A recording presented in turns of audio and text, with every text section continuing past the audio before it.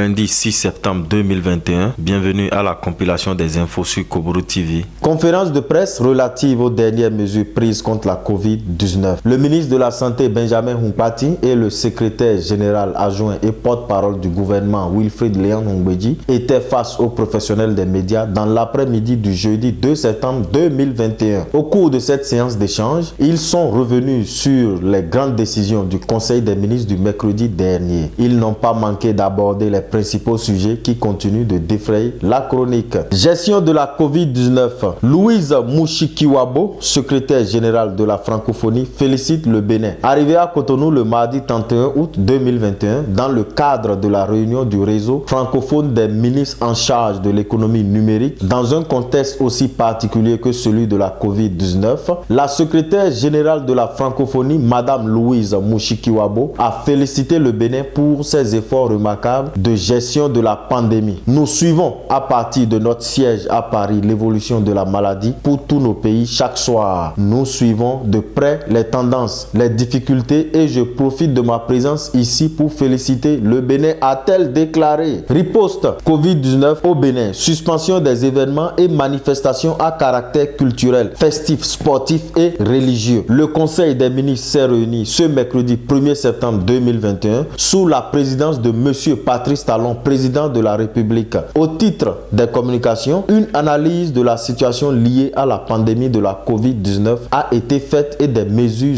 urgentes ont été prises. Au titre de ces mesures, la suspension des événements et manifestations à caractère culturel, festif, sportif et religieux. Les compétitions à caractère international peuvent toutefois se dérouler à huis clos et avec le pass sanitaire pour les sportifs et leur staff. Mesures urgentes pour faire face à la persistance de la pandémie de la Covid-19.